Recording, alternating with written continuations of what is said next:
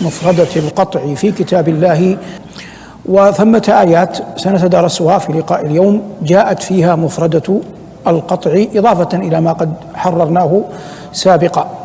قال الله عز وجل في كتابه العظيم في سورة الرعد: ولو أن قرآنا سيرت به الجبال أو قطعت به الأرض أو كلم به الموتى بل لله الأمر جميعا. أين الإشكال من حيث الصناعة العلمية المحضة؟ يعني قد لا يكون في هذا الكلم شيء من الوعظ، لكن هذا يعينك على أن تكون ذا شأن في فهم كلام الله. أين الجواب؟ الآية توقفت، ليس هناك الجواب. الجواب يقدر تقديرا. كيف يقدر؟ حسب فهم ذلك المفسر للآية.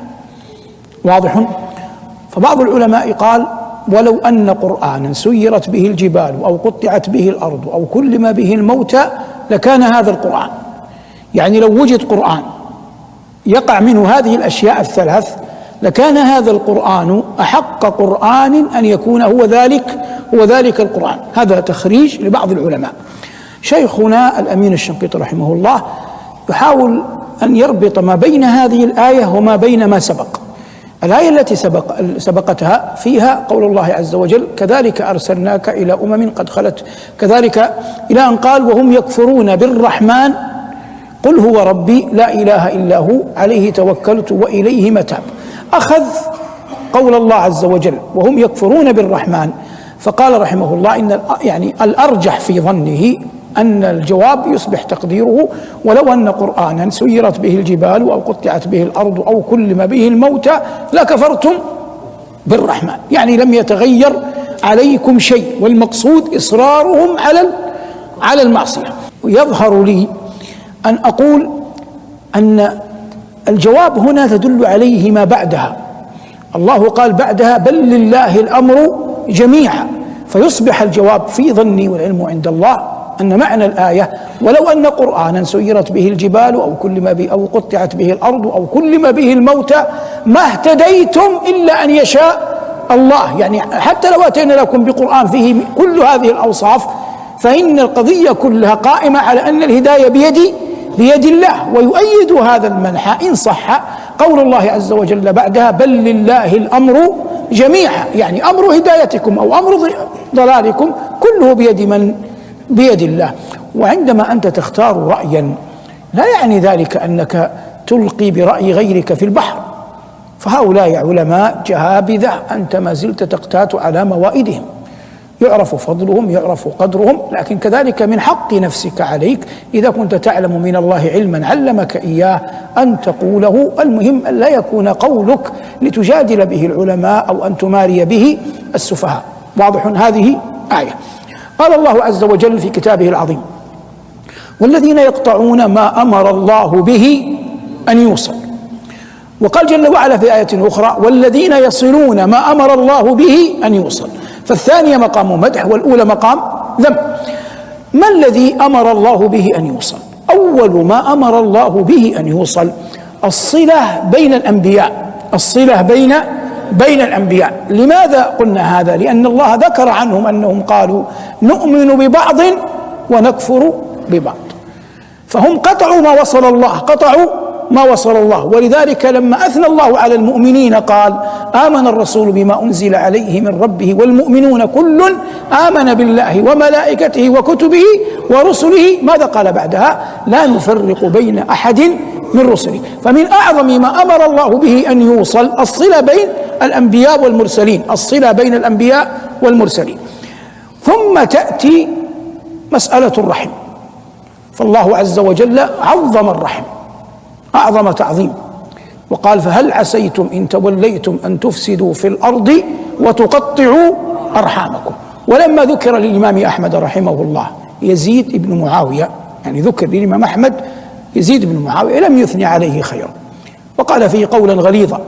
فلما سئل قال: أليس الذي فعل بأهل المدينة ما فعل وفعل بالحسين ما فعل، والله يقول: فهل عسيتم إن توليتم أن تفسدوا في الأرض وتقطعوا أرحامكم. أوجب الله علينا صلة الرحم وندبنا إليها وأمرنا بها رسولنا صلى الله عليه وسلم. والإنسان قد يجد من رحمه يعني من قرابته من صلة الرحم. الرحم هم من تجمعك وهم رحم واحدة، من تجمعك أنت وهم رحم واحدة، يعني أنت وهو تفيئون إلى رحم واحد. هذا معنى الرحم. يعني نأتي لامرأة ما هي ولدت أباك أو ولدت أمك وولدت أبا فلان أو ولدت أمه، تجتمعون أنت وهو في رحم واحد. هذا معنى الرحم على الصحيح يعني. وصلتها من أعظم القربات إلى الله عز وجل، وفيها أحاديث كثر لا تخفى على أمثالكم ولا حاجة للإطالة فيها. لكن لو قدر أن أناسا حصل بينهم ما قد يحصل بين الناس، فإنه لا ينبغي لأن يكثر بعضهم مع بعض في تلك الخصومة. يعني لا يحتاج كل طرف إلى أن يشد الحبل أكثر. هذا مما يقوله الله عز وجل فيه: ويقطعون ما أمر الله به أن يوصل. ما زلنا عند الفعل قطع. تعلمون أن الله عز وجل أعطى سليمان ما أعطاه من الملك، ومما أعطاه الله منطق الطير، وستأتي حلقة اسمها منطق الطير. لكن نأتي الآن لقضية علاقته بعرش مملكة سبأ. طبعا المؤرخون يقولون إن اسمها بلقيس، لكني لم أقف أنا على سند صحيح أن اسمها بلقيس، لكن هكذا يقولون. لكن أنا أتكلم كما قال القرآن أنها ملكة لسبأ. هذه المرأة جاء خطاب من سليمان: إنه بسم الله الرحمن الرحيم، وإنه بسم الله الرحمن الرحيم ألا تعلوا علي وأتوني مسلمين. الخطاب فيه نزعة ملك واضحة. هذه المرأة لما قرأت الخطاب على قومها قالت: يا أيها الملأ إني ألقي إلي كتاب كريم، وذكرت الآية. ثم قالت: يا أيها الملأ أفتوني في أمري ما كنت قاطعة أمرا حتى تشهدون. الآن عندما قالت في أمري، هذا مضاف ومضاف إليه، والتعريف بالإضافة ثابت، فقولها أفتوني في أمري أي أمر الخطاب الذي جاء من سليمان، كيف أرد على سليمان، واضح الآن. ثم قالت: ما كنت قاطعة أمرا هنا معرفة أو نكرة؟ أمرا هنا نكرة. ما المعنى؟ المعنى أنني أنا تعودت أنني لا أقطع في شيء حتى أستشيركم، فإذا كنت أستشيركم فيما قل فمن باب أولى أن أستشيركم في هذا الأمر الجلل. واضح؟ يعني جرت عادتي معكم، حكمي لكم، طريقتي في سياستكم أنني لا أقطع أمرا، أي أمر صغر أم كبر، عظم أم حقر، حتى تشهدون، حتى نتفق جميعا عليه. فكيف بأمر جلل وأمر عظيم كخطاب سليمان إلينا؟ ما كنت قاطعة أمرا حتى تشهدون. فقرت عينها بجوابهم، قالوا: نحن أولو قوة وأولو بأس شديد والأمر إليك. وهذا من أدبهم، هي عرفت لهم قدرا وهم عرفوا قدرها. ومعرفة قدر من يحاورك وأن يعرف من يحاورك قدرك ستصل أنت وهو إلى شيء حسن. لكن إن كنت أنت لا تحرص في المحاورة إلا على أن تجحف بحق خصمك، سيحاول هو أن يجحف بحق خصمك فينتهي الخصام وقد قلت منزلتكما في أعين من كان يراكما. وهنا قال الله عز وجل: قالوا نحن أولو قوة وأولو بأس شديد والأمر إليك فانظري ماذا تأمرين. قال بعض العلماء، وهذه روايات تاريخية يعني لا يلزم منها أن تكون صوابا، قالوا: بلغ من بأسهم أن الرجل منهم كان يركب خيله، يركب فرسه، ثم يأمرها أن تعدو، فتعدو الخيل تسرع، ثم من شدة بأسه إذا أراد أن يوقفها ضم فخذيه وساقيه على الخيل من جانبيها، فلا يلبث أن تقف الخيل من شدة بأسه وما أتاه الله عز وجل من قوة. قالوا نحن أولو قوة وأولو بأس شديد. ومع ذلك ما جعلوا الأمر إليهم، لا يوجد حكم أو أمر ينقسم على اثنين، في الأخير أحد، شخص واحد يختار، وبهذا استقام حكمها. وإلا لا يتأتى أن تصل امرأة إلى مثل هذا.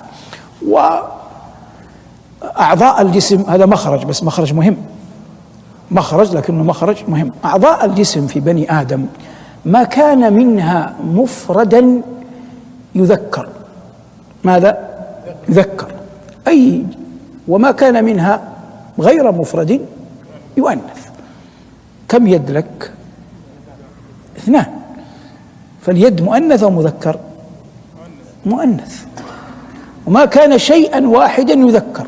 النبي صلى الله عليه وسلم قال: صدق الله وكذب، كذب مو كذبت، وكذب بطن أخيك، لأن الإنسان ما له إلا بطن واحد. واضح الآن؟ واضح؟ أي بني آدم الأصل أن ليس له إلا رأس واحدة، رأس واحدة. في بعض اللهجات العربية الرأس هذا يؤنثونه، ما يقولون فلان رأسه كبير، يقولون رأسه كبيرة، يؤنثونها. الجواب عن هذا مدخل على بلقيس الآن. العرب، احفظوها هذه، العرب لا تؤنث الرأس ولا ترأس الأنثى. فهمتم؟ العرب لا تؤنث الرأس ولا ترأس الأنثى. هنا قال الله عز وجل: ما كنت قاطعة أمرا حتى تشهدون، قالوا نحن أولو قوة وأولو بأس شديد والأمر إليك فانظري ماذا تأمرين. أخذنا مسألة القطع. قال الله عز وجل كذلك في آيات القطع: وتقطعت بهم الأسباب. وقال جل وعلا: لقد تقطع بينكم في الأنعام. والمقصود القطيعة هنا ما بين الأوثان والأصنام ومن يعبدها. القطيعة بين من ومن؟ الأصنام والأوثان ومن يعبدها. وهذه القطيعة جاءت مجملة فصلها الله في مواضع أخرى. كيف فصلها الله؟ ذكر أن هذه القطيعة قائمة على أمرين. قال الله عز وجل: ويكفر بعضكم ببعض، وقال: ويلعن بعضكم بعضا. ما صور القطيعة المجملة ما بين الأوثان وعبادها أنهم يوم القيامة يكفر بعضهم ببعض ويلعن بعضكم بعضا، كما قال الله: يلعنون بعضهم بعضا. وهذا المنتهى من التبري، في المنتهى من البراءة من بعضهم البعض. هذه في قضية قول الله عز وجل: لقد تقطع بينكم. ذكر الله قوم عاد في الأعراف وفي غيرها، وقال عنهم: فقطع دابر الذين كفروا. وهذا إجمال، لا نعلم كيف قطع دابر الذين كفروا، لكنه جاء مبينا في آية أخرى في سورة الحاقة. قال الله عز وجل: فأما ثمود فأهلكوا بالطاغية، وأما عاد فأهلكوا بريح صرصر عاتية سخرها عليهم 7 ليال و8 أيام حسوما فترى القوم فيها صرعى كأنهم أعجاز نخل خاوية.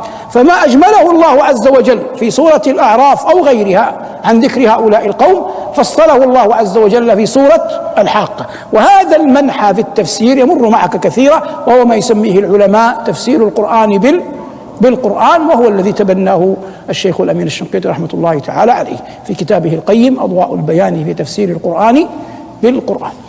هذا ما يتعلق بالفعل قطع في كتاب الله جل وعلا، أتينا به على وجه الإجمال. من كل ذلك يفهم أن الإنسان يعلم أن ثمة أشياء أمر الله بوصلها فيجب علينا أن نصلها، وثمة أشياء أمر الله بقطعها فيجب علينا أن نقطعها. كل شيء بحسبه، حسب ما يظهر أو ما ذكره أهل العلم من كتاب الله وسنة نبيه صلوات الله وسلامه عليه. وإنما سميت الصلاة صلاة لأنها تصل العبد بربه، وهي أعظم وقوام دين أي أحد بعد الشهادتين.